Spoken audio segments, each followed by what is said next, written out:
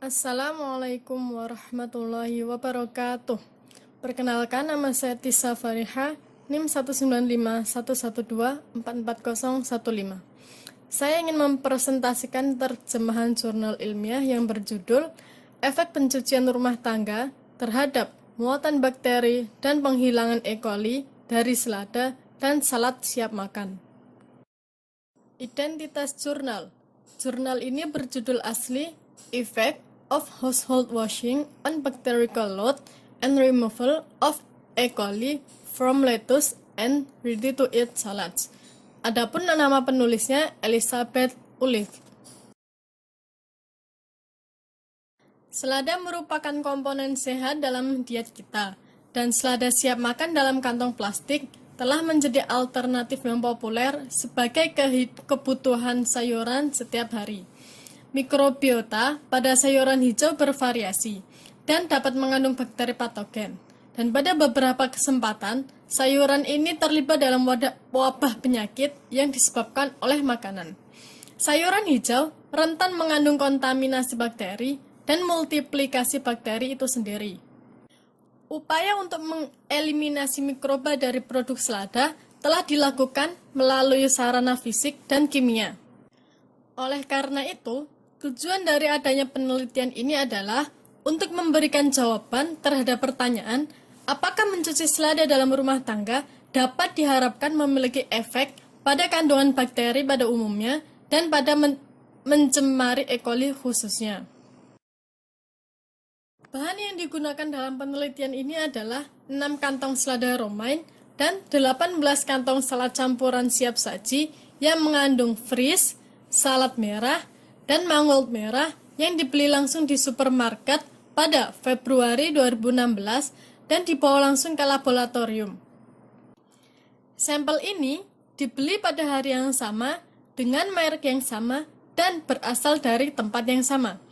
Inti dan daun luar dari selada romaine telah dihilangkan dan dibuang sebelum daun yang tersisa dipotong menjadi potongan-potongan persegi sekitar 4x4 cm seperti yang sering dilakukan di rumah tangga sebelum dianalisis. Metode yang digunakan dalam penelitian ini terdiri dari 5 langkah. Langkah pertama adalah mencuci. Sebelum dicuci, 10 gram dari masing-masing paket diambil untuk dianalisis. Selada yang tersisa kemudian dicuci dengan 2 prosedur yang berbeda.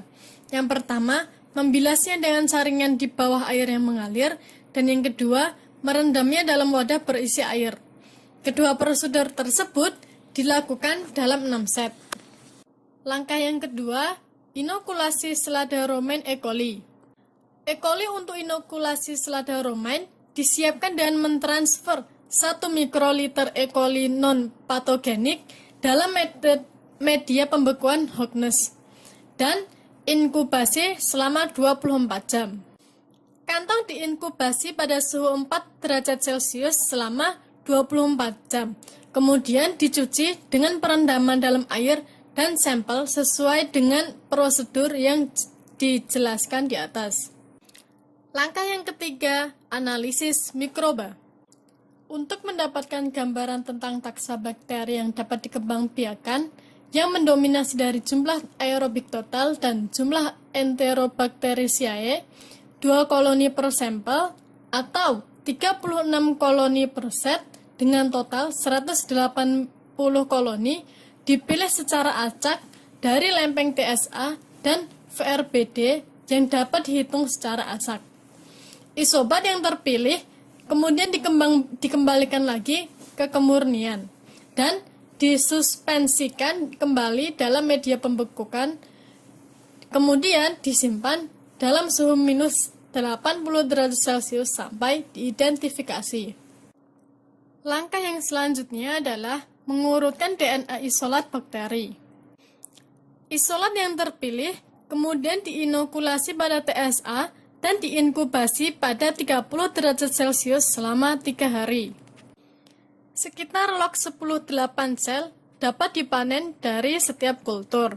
Sel-sel tersebut ditangguhkan dalam 0,5 mg fisiologis diikuti oleh pemukulan manik-manik pada mixer Eppendorf selama 30 menit. Setelah sentrifugasi pada 600 gram selama 30 detik, Super-Nathan digunakan kembali sebagai template DNA dalam PCR berikutnya. Total volume reaksi PCR adalah 25 mikroliter. PCR dilakukan oleh gradient master cycler. Hasilnya kemudian dikonfirmasi oleh gel elektroforesis di buffer tris asetat EDTA. Produk PCR kemudian dikirim untuk diurutkan di Eurofins Genomics menggunakan API 3130 XL Genetic Analyzer menggunakan ENV1 sebagai primer pengurutan. Gen berurutan dipangkas menjadi antara 590 dan 788 BP tergantung pada kualitas urutan dan dibandingkan dengan jenis rangkaian ketegangan pada RDP oleh perangkat lunak SECMAF. Langkah yang terakhir adalah analisis statistik. Data jumlah koloni dianalisis menggunakan sigma plot versi 13.0. Perbedaan antara semua kelompok dievaluasi oleh Kruskal-Wallis dengan ANOVA satu arah pada peringkat. Hasil dianggap signifikan secara statistik ketika P kurang dari atau sama dengan 0,5. Nilai disajikan sebagai median dari persentil ke 25 dan ke 75. Ini adalah hasil penelitian pada salad campuran dari sebelum dicuci, setelah dicuci yang pertama, dan jumlah mikroba setelah dicuci yang kelima. Dan ini adalah hasil penelitian pada selada romaine dari jumlah mikroba sebelum dicuci, setelah dicuci yang pertama, dan jumlah mikroba setelah dicuci yang kelima. Ini tabel hasil penelitiannya. Mencuci salad campuran di bawah keran air dengan laju aliran 8 liter per menit secara signifikan mengurangi jumlah total bakteri aerob dan jumlah Enterobacteriaceae. Dan metode pencucian ini juga mengurangi jumlah bakteri aerob pada selada romaine. Namun, pada laju air 2 liter per menit, tidak ada penurunan yang signifikan dalam muatan bakteri.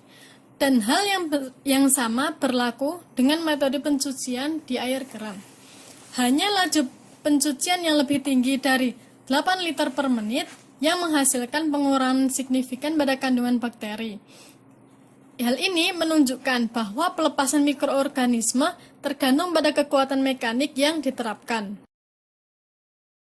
Kesimpulan, penelitian ini menunjukkan bahwa meskipun salad sudah dicuci, salad tetap mengandung banyak bakteri yang hidup dari famili Enterobacteriaceae, yaitu keluarga yang mencakup banyak taksa patogen.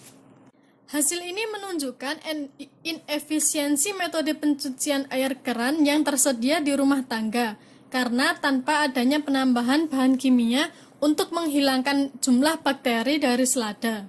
Maka, diperlukan tanggung jawab produsen dan distributor untuk memastikan bahwa kualitas dari produk sayuran hijau higienis.